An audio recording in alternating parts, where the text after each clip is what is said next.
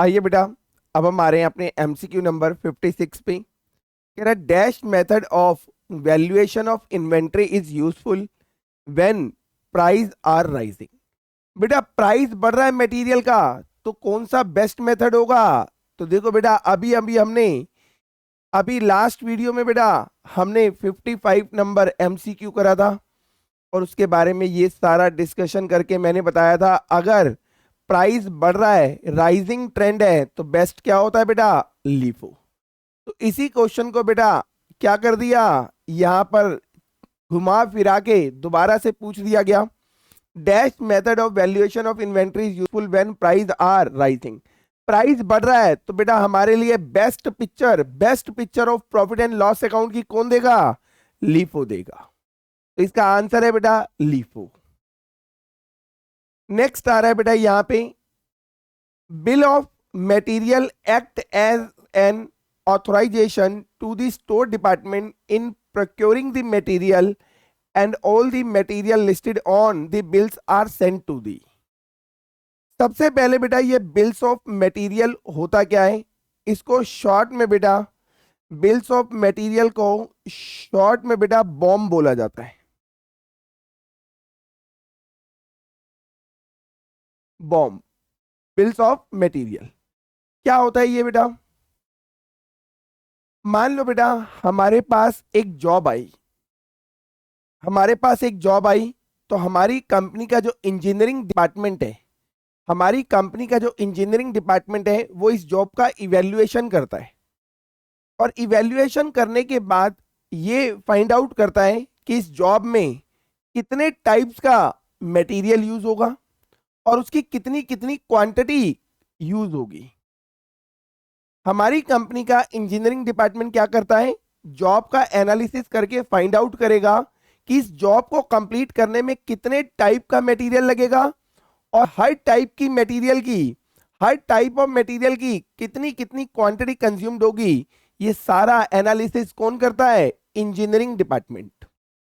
अब engineering department ने क्या करा, एक पेपर के ऊपर लिख दिया कि इस जॉब के लिए ये मटेरियल लगेंगे और इसका इतना इतना क्वांटिटी लगेगा।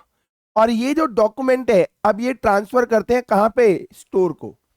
इंजीनियरिंग डिपार्टमेंट वो डॉक्यूमेंट ट्रांसफर करेगा स्टोर को कि हमारे पास ये जॉब आई है और उस जॉब के लिए ये मटेरियल इतना इतना क्वांटिटी क्या करो? इशू कर दो। अगर आपके पास नहीं है कोई मटेरियल तो इमीडिएटली क्या करो? परचेज करो। तो जैसे ही परचेज होके क्वांटिटी आ जाएगा, मटेरियल आ जाएगा, तो जितना क्वांटिटी उस डॉक्यूमेंट में प्रिस्क्राइब्ड है उतना क्वांटिटी स्टोर क्या करेगा?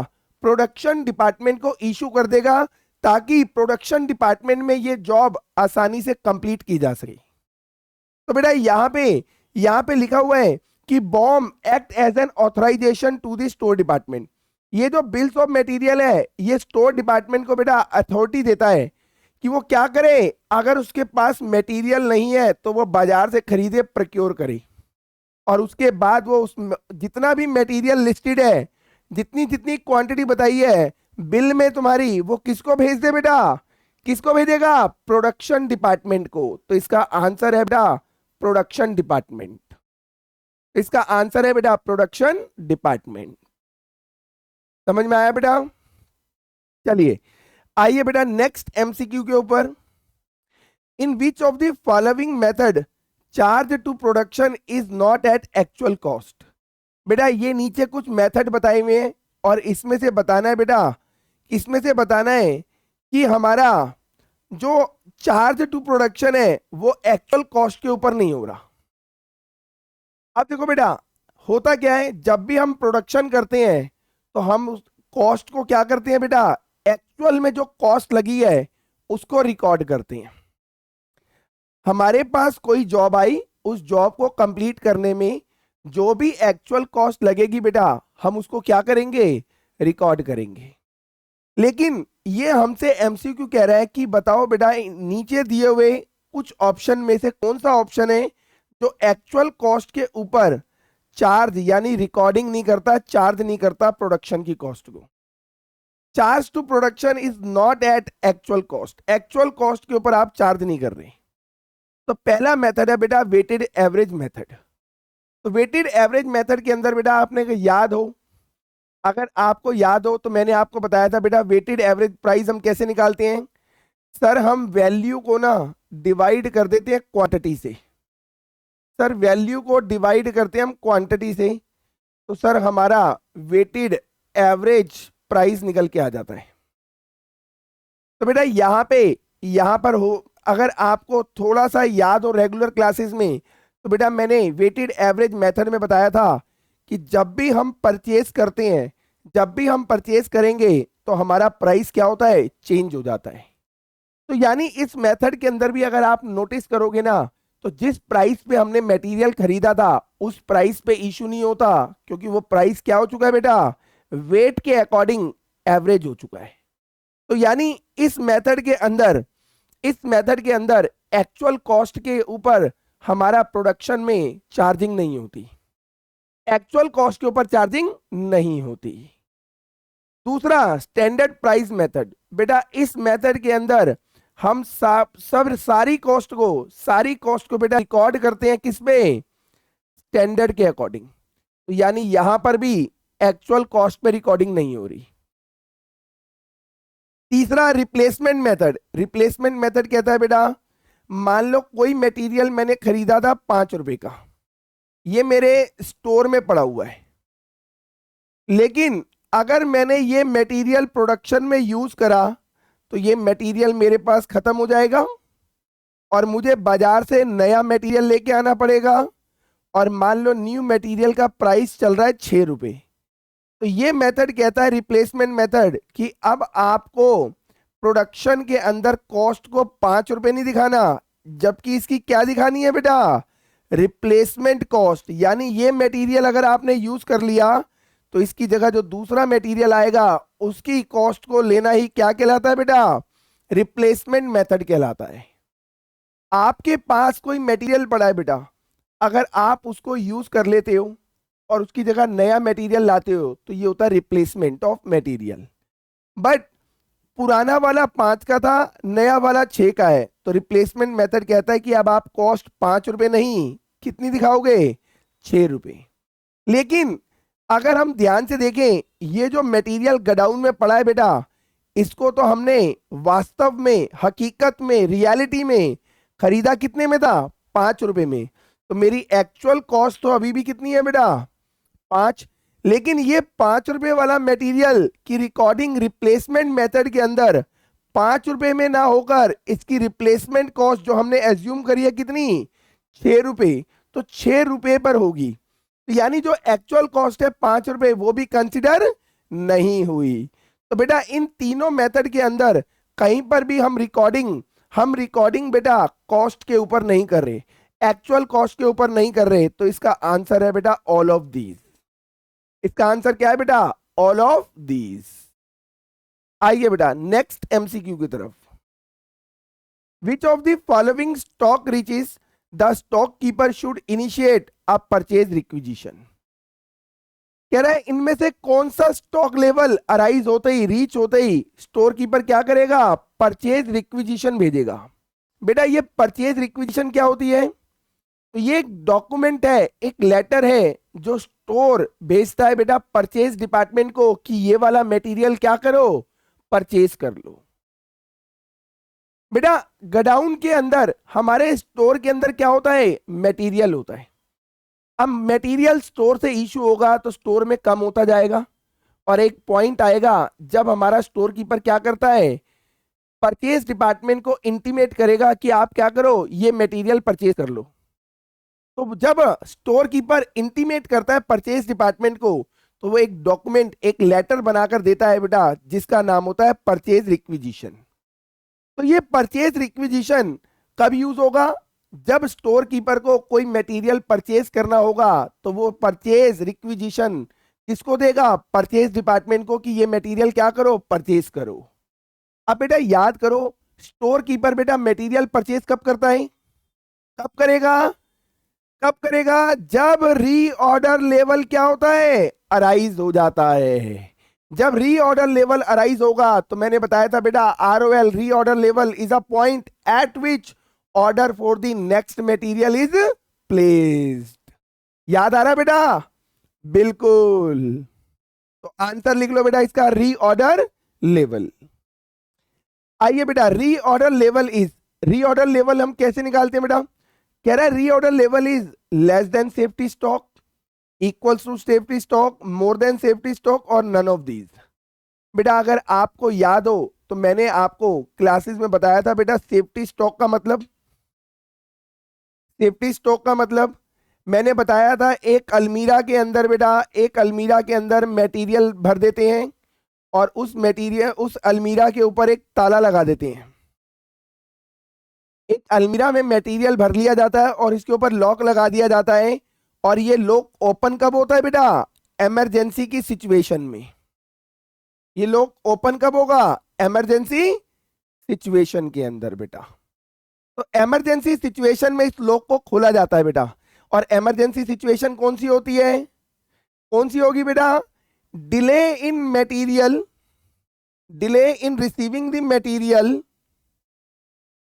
Due to abnormal reason, due to abnormal reason. याद आ रहा है? मैंने आपको अपनी क्लासेस में जब आपको बेटा मटेरियल चैप्टर पढ़ा रहा था तो मैंने एग्जांपल लिया था यहाँ पे, किसका बेटा? किसका? कि हम मटेरियल मंगवा रहे हैं, कौन सा? सीमेंट मंगवा रहे हैं, और अचानक से बारिश आ गई। तो बेटा जो लोरी इंचार्ज है वो क्या करता है? लोरी को रोक के पूरा उसको कवर करता है ताकि मटेरियल खराब ना हो जाए, एंड वो तब तक वेट करता रहता है जब तक कि मौसम सही ना हो जाए। अब एक दिन बारिश चली तो मटेरियल एक दिन आने में क्या होगा? डिले हो जाएगा। तो इसकी वजह से बेटा हमारे पास जो स्टॉक होता है वो क्या होता है? आउट हो जाता है। दूसरा रीजन मैंने बताया था बेटा ट्रैफिक जैम। तीसरा बताया था गवर्नमेंट बैन जो 15 अगस्त और 26 जनवरी पे लगता है। तो आपको बताया गया था बेटा कि ये जो अलमीरा में मटेरियल पड़ा है बेटा, ये इन एडिशन टू होता है किसके? इन एडिशन टू होता है किसके बेटा? आपका ROL, जो हम निकालते थे बेटा यहाँ पे, normal consumption into lead time. Second formula याद करो बेटा, normal consumption into lead time plus safety stock. तो सेफ्टी स्टॉक मैंने क्यों ऐड करवाया था? क्योंकि सम टाइम क्या होता है? बैड वेदर कंडीशन हो जाती है, गवर्नमेंट बैन लगा देती है, ट्रैफिक जैम हो जाता है, या कोई भी एबनॉर्मल रीजन अकर्ड होगा तो बेटा हमारा प्रोडक्शन स्टॉप ना हो। तो ऐसी सिचुएशन में हम इस अलमीरा का लॉक ओपन करके मटेरियल निकाल के प्रोडक्शन क्या करते हैं? जारी रखते हैं बेटा। तो यहां पर आप देखोगे तो बेटा हमारा जो ROL है वो सेफ्टी स्टॉक से क्या होगा? ज्यादा होगा, क्योंकि ROL निकालने का एक फार्मूला ही था बेटा, lead time into normal consumption plus safety stock. तो सेफ्टी स्टॉक में बेटा, सेफ्टी स्टॉक में मेरे बच्चों ये भी तो ऐड हो रहा है, तो जो ROL है वो सेफ्टी स्टॉक से क्या होगा? ज्यादा होगा। तो इसका आंसर होगा बेटा मोर देन दी सेफ्टी स्टॉक। समझ में आया बेटा? आइए नेक्स्ट देखो बेटा, the classification of item in ABC analysis is made on the basis of, किस बेसिस पे होती है बेटा? Investment value of material. जिस बच्चे ने ABC एनालिसिस नहीं पढ़ा बेटा, वो मेरे YouTube चैनल पे ही, मेरे इसी चैनल पे बेटा ABC एनालिसिस की वीडियो पड़ी हुई है, आप उसको देख सकते हैं। उसको देखने के बाद बेटा आपके ABC के सारे MCQ, सारे कॉन्सेप्ट क्लियर हो जाएंगे बेटा। तो चलिए बेटा नेक्स्ट आ रहा है यहाँ पे, विच of the following method of stock control aims at concentrating effort on selected item of material. तो बेटा ABC एनालिसिस, इसका भी आंसर है यहाँ पर, ABC analysis system. ABC analysis system की वीडियो जब आप देखोगे तो मैंने बताया हुआ था बेटा कि कौन सी कैटेगरी का मटेरियल, कौन सी कैटेगरी का मटेरियल को की कंट्रोलिंग कौन पर्सन करेगा। जैसे कंपनी में डायरेक्टर हैं, वो किसकी कंट्रोलिंग करेंगे? कौन से टाइप ऑफ मटेरियल की कंट्रोलिंग करेंगे? मैनेजर किस टाइप ऑफ मटेरियल की कंट्रोलिंग करेगा? और जो हमारा उसका मैनेजर के अंदर जो काम कर रहे हैं स्टाफ बेटा, वो किस लेवल का, किस टाइप की मटेरियल का कंट्रोलिंग करेंगे। तो बेटा ABC एनालिसिस बताता है कि डायरेक्टर को किस टाइप के मटेरियल की कंट्रोलिंग करनी चाहिए, मैनेजर को किस टाइप की मटेरियल की कंट्रोलिंग करनी चाहिए, और लोअर स्टाफ को किस टाइप ऑफ मटेरियल की कंट्रोलिंग करनी चाहिए। अब इससे क्या होता है बेटा, इन सब के एफर्ट लिमिटेड हो जाते हैं कि ये अपने अपनी इन्वेंट्री को ही क्या करेंगे, कंट्रोल करेंगे। तो इनके जो एफर्ट है बेटा, इनके एफर्ट के अकॉर्डिंग ही स्टॉक कंट्रोलिंग की जाती है। तो वो कौन से सिस्टम में बताया गया है, एबीसी सिस्टम के अंदर बताया गया है। चलिए बेटा, कोई भी दिक्कत हो यूट्यूब पे एबीसी एनालिसिस की वीडियो पढ़िए बेटा, आप उसको देख सकते हैं। In which of the following method of pricing cost lag behind the current economic values. बेटा इसमें से कौन सा है, last in first out, first in first out, replacement price या वेटेड एवरेज प्राइस। बेटा इनमें से कौन सा है बेटा, तो इसका आंसर है बेटा कौन सा, इसका आंसर है फीफो। क्यों फीफो, समझना बेटा। हमारे पास मटेरियल पड़ा हुआ है बेटा 5 रुपए वाला, ये हमारे गोडाउन में पड़ा हुआ है। और बेटा आज इसी मटेरियल की बाजार में कीमत 5 रुपए से बढ़कर हो चुकी है बेटा 8 रुपए। अगर ये मटेरियल हमने यूज कर लिया, यूज इन प्रोडक्शन, तो बेटा अब हम जो नया मटेरियल लाएंगे, क्योंकि ये मटेरियल जब यूज हो जाएगा तो ये खत्म हो जाएगा, और कंपनी के पास जब भी मटेरियल का स्टॉक खत्म होता है कंपनी नया स्टॉक खरीदती है। अब वो कितने में आएगा, 8 रुपए में आएगा। तो कायदे से कहीं ना कहीं देखो बेटा, ये जो मटेरियल यूज हुआ है प्रोडक्शन में, इसकी रियलिटी में कॉस्ट 5 रुपए नहीं, कितनी थी बेटा, 8 रुपए थी। बेटा एमसीक्यू नंबर 55 यही तो समझा रहा था मैं आपको कि 5 रुपए वाला जो मटेरियल है वो हमने खरीदा था कभी 5 रुपए में, लेकिन आज उसकी वैल्यू 8 रुपए हो गई। अगर मेरा भाई आया और बोला मेरे को मटेरियल दे दो, और मैंने मटेरियल वो उठा के दे दिया जो 5 रुपए में खरीदा था, और भाई से अगर मैंने 5 रुपए ही ले लिए, तो मेरी से 5 से मटेरियल गया, जेब में 5 रुपए आए। अब जब खुद के लिए मटेरियल चाहिए, बाजार गया, कितने का है, 8 रुपए का। तो बेटा मेरे को 3 रुपए अपनी जेब से डालने पड़ेंगे या नहीं डालने पड़ेंगे, डालने पड़ेंगे। तो मुझे कहीं ना कहीं 3 रुपए का लॉस हुआ या नहीं हुआ, हुआ। क्यों, क्योंकि मटेरियल तो मेरे पास था, सिर्फ मेरा भाई आया और मैंने उसे मटेरियल दे दिया 5 रुपए में, तो मेरे पास मटेरियल खत्म हो गया, और मैं बाजार से लेने जब गया अपने लिए तो 3 रुपए ज्यादा देने पड़े, तो 3 रुपए का मुझे क्या हो गया, लॉस हो गया।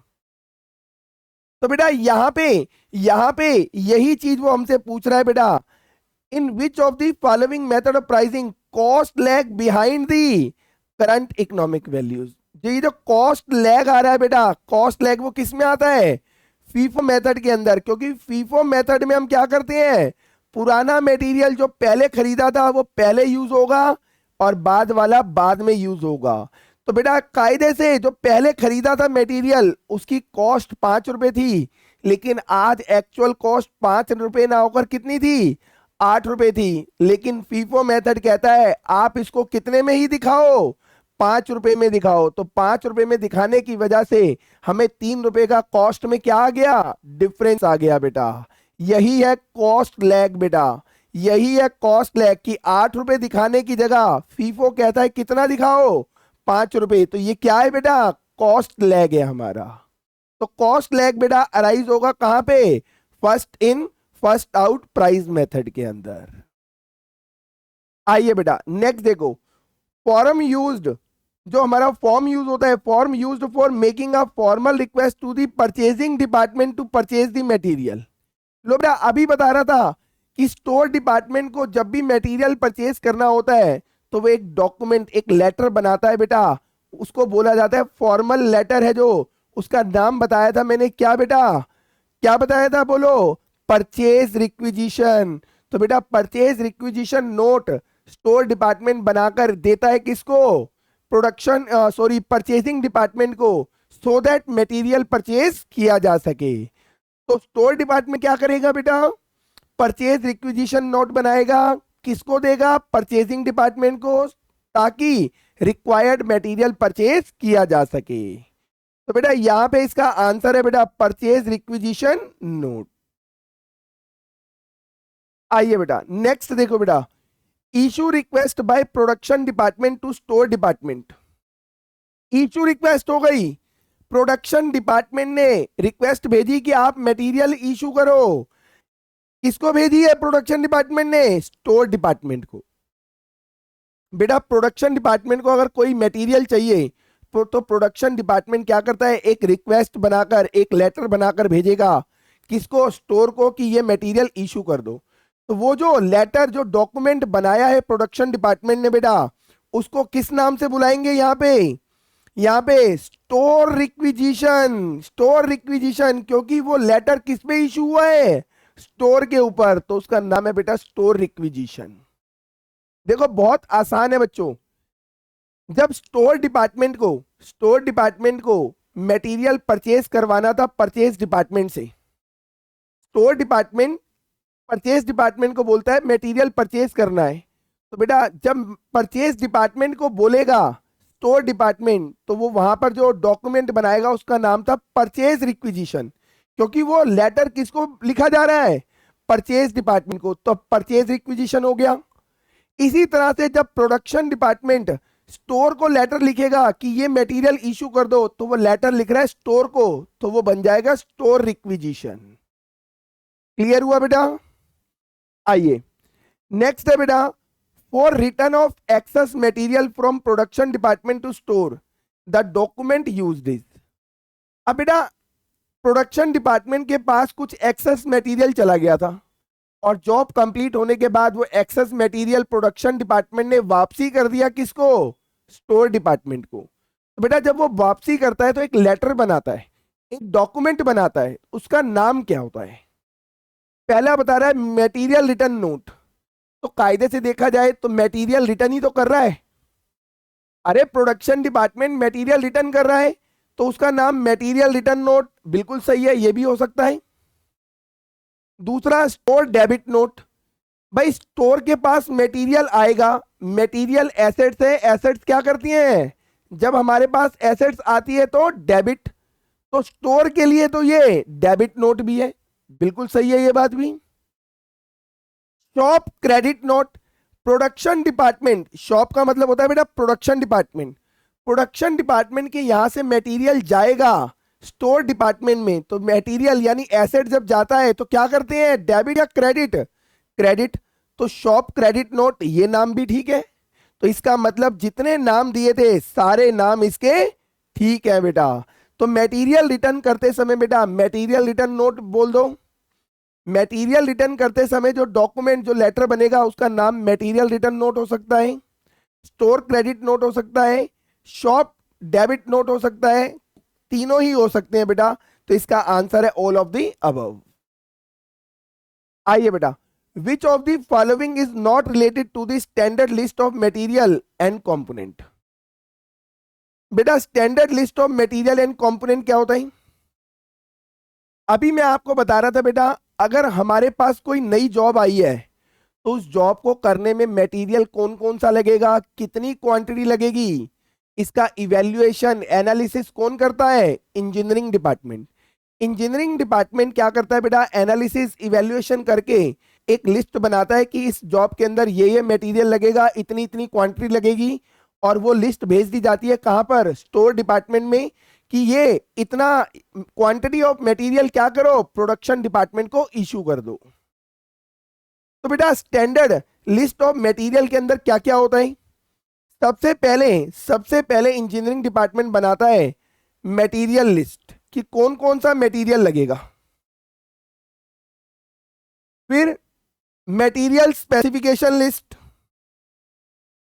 मटेरियल स्पेसिफिकेशन लिस्ट यानी कितनी कितनी क्वांटिटी लगेगी, कौन कौन सा लगेगा,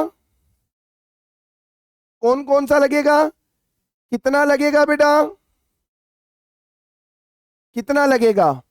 और साथ साथ इन दोनों को जब वो बताकर एक लेटर बनाकर भेजेगा तो इस लेटर को बोलते हैं बेटा बिल ऑफ मटेरियल, बॉम। अभी मैं आपको बेटा पहले बता रहा था बॉम का मतलब ही क्या होता है, कि इंजीनियरिंग डिपार्टमेंट बताता है कि कौन कौन सा मटेरियल लगेगा, लिस्ट ऑफ मटेरियल, स्पेसिफिकेशन कितनी क्वांटिटी लगेगी, और ये दोनों लिस्ट बनाकर भेज दी जाती है किसको? स्टोर को कि ये मटेरियल इतना इतना क्वांटिटी क्या करो, प्रोडक्शन डिपार्टमेंट को इशू करो। तो स्टोर को जो लिस्ट मिली उसको बोलते हैं बेटा बॉम, बिल ऑफ मटेरियल। तो बेटा यहां पर वो पूछ रहा है विच of the following is not related, कौन सा रिलेटेड नहीं है standard list of material and component से, यानी बॉम्ब से रिलेटेड कौन सा नहीं है। तो बॉम्ब में तो बेटा ये भी है, ये भी है, ये भी है, ये नहीं है।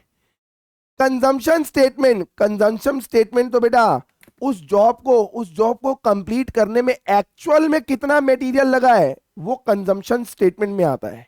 जबकि बिल्स ऑफ मटेरियल एस्टिमेशन के बेस के ऊपर बनाई जाती है कि इस जॉब को करने में ये मटेरियल लगेगा, इतना इतना इतना क्वांटिटी लगेगा, it is based on estimated.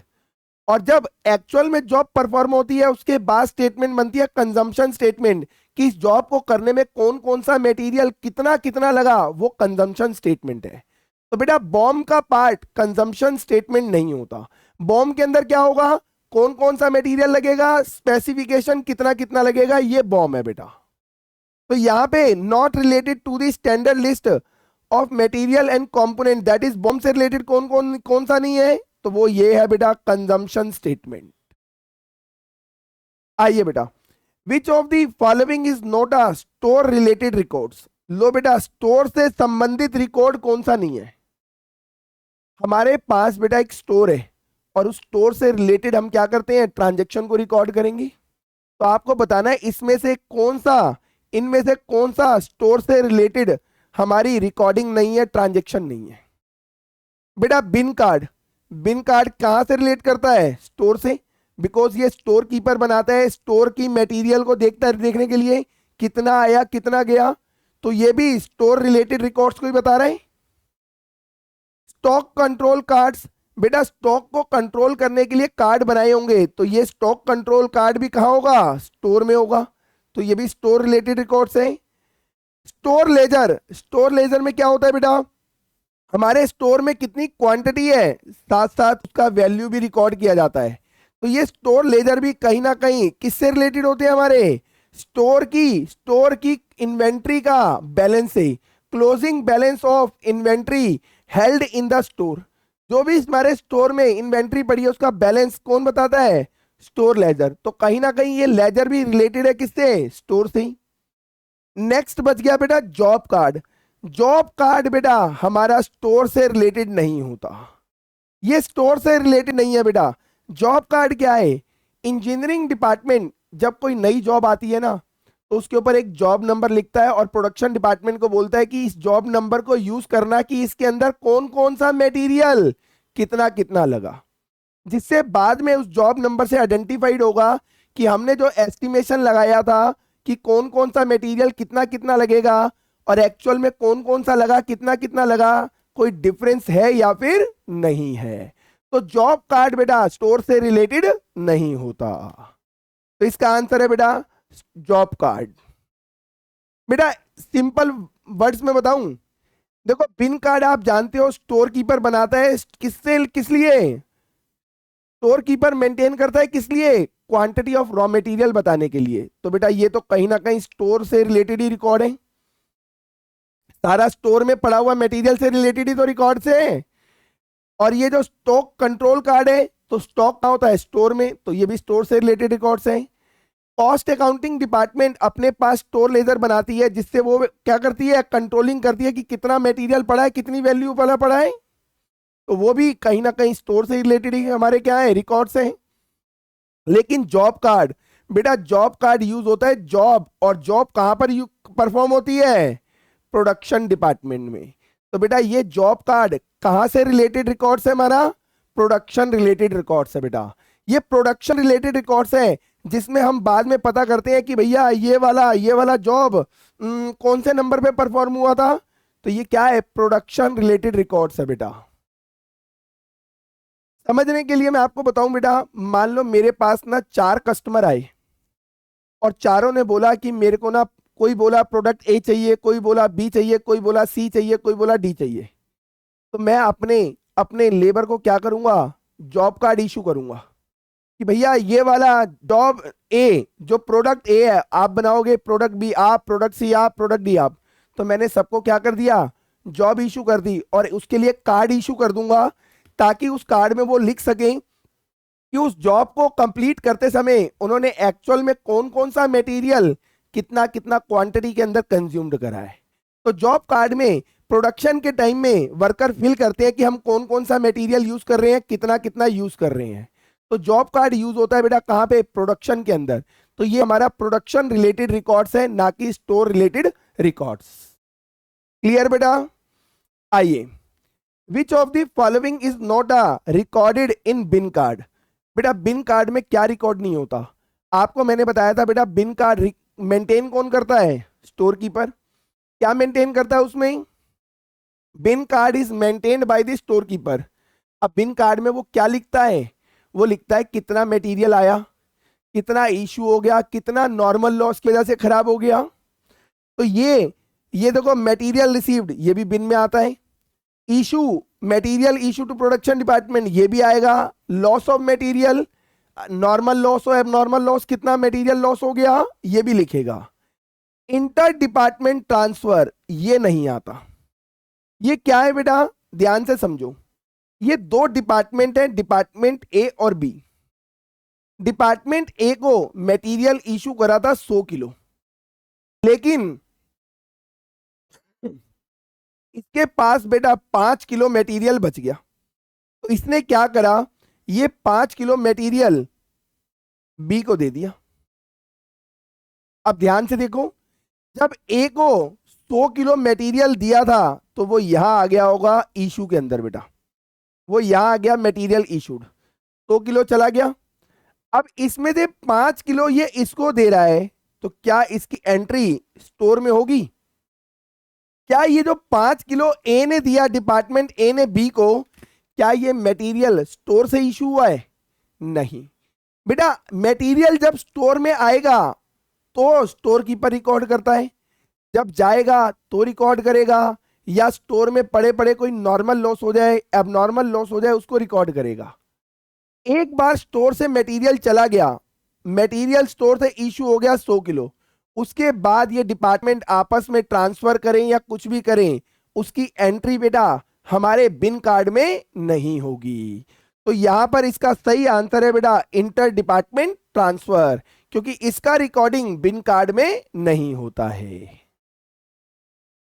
चलो बेटा एक एग्जांपल से समझना, जरा ध्यान से देखो। मेरे स्टोर में ना बेटा, मेरे स्टोर में ओपनिंग बैलेंस है मान लो 100 किलो, और हमने परचेज कर लिया मान लो 500 किलो।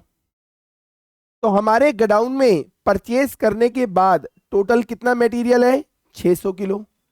अब इसमें से हमने इशू कर दिया बेटा मान लो कितना, 200 किलो, तो बचा कितना सर? 400 किलो। अब जब ये 200 किलो हमने इशू कर दिया, तो 200 किलो में से अब 5 किलो ये बी को दे रहा है, 200 किलो में से 5 किलो ए डिपार्टमेंट बी को दे रहा है, तो क्या इसका इंपैक्ट मेरे क्लोजिंग स्टॉक पे आएगा? कुछ नहीं। क्यों? क्योंकि यहां पर हुआ क्या था, 200 में से 195 किलो कंज्यूम्ड हो गया और 5 किलो यहां जाकर कंज्यूम्ड हो गया।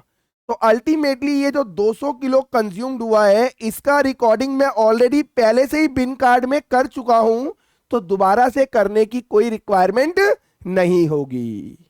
तो बेटा इंटर डिपार्टमेंट ट्रांसफर को हमारे बिन कार्ड के अंदर रिकॉर्ड नहीं किया जाता है।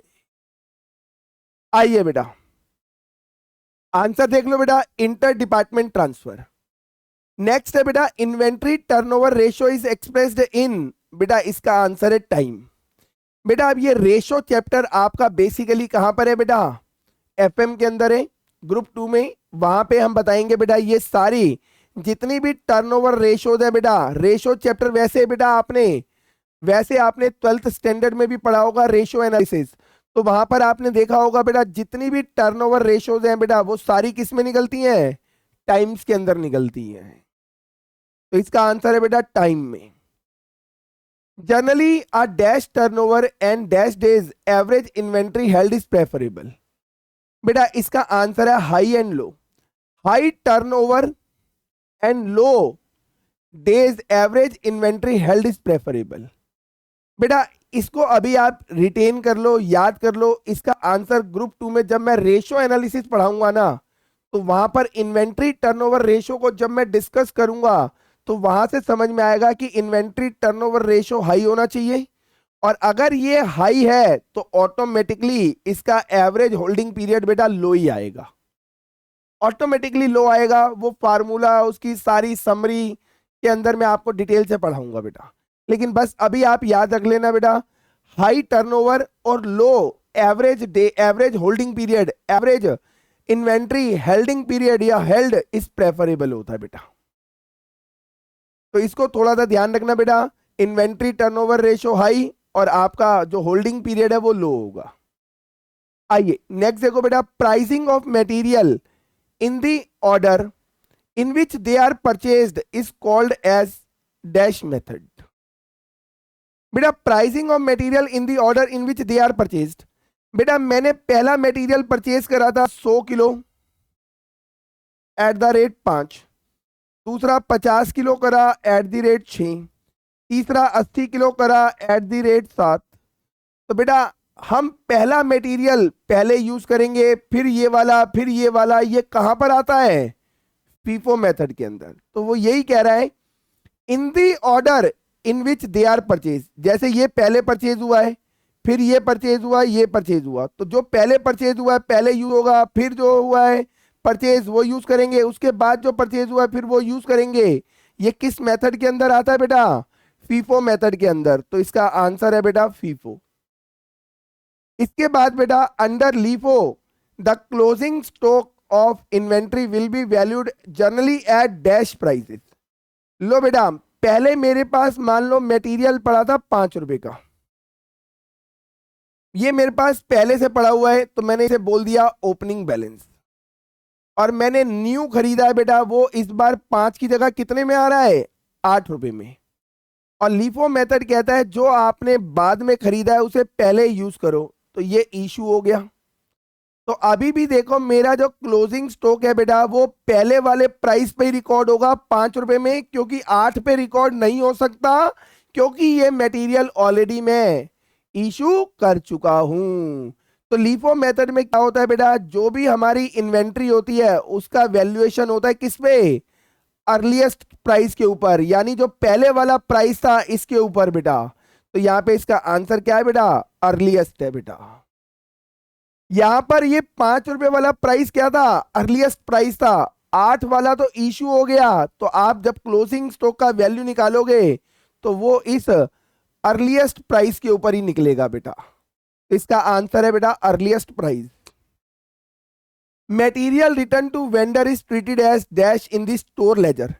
बेटा देखो जब हम वेंडर से खरीदते हैं तो हमारे पास मटेरियल आता है तो हम उसको दिखाते हैं रिसिप्ट कॉलम के अंदर। इसी तरह से अगर कोई मटेरियल वापसी कर दिया तो हम उसको दिखाएंगे इशू कॉलम के अंदर। वेंडर से परचेज करा रिसिप्ट, वापस करा इशू, तो ये चला जाएगा कहां पे बेटा? इशू के अंदर। आइए बेटा last MCQ of this class बेटा, the production planning department prepare a list of material and stores required for the completion of a specific job order। बेटा एक जॉब आई, उस जॉब का एनालिसिस करके हमने पता लगाया कि कौन कौन सा मटेरियल चाहिए, कितना कितना क्वांटिटी चाहिए, और उसके बाद जो लिस्ट बनाई जाती है बेटा उस लिस्ट को किस नाम से जानते हैं हम? Bill of material. Bill of material. अभी बता रहा था बेटा एक नई जॉब आई तो इंजीनियरिंग डिपार्टमेंट जॉब का इवैल्यूएशन करता है, एनालिसिस करता है कि कौन कौन सा मटेरियल लगेगा, कितना कितना लगेगा, और उसकी लिस्ट तैयार करता है। और वो लिस्ट ही क्या होती है बेटा? Bills of material. बोलो बेटा आज की क्लास में कोई डाउट? चलिए बेटा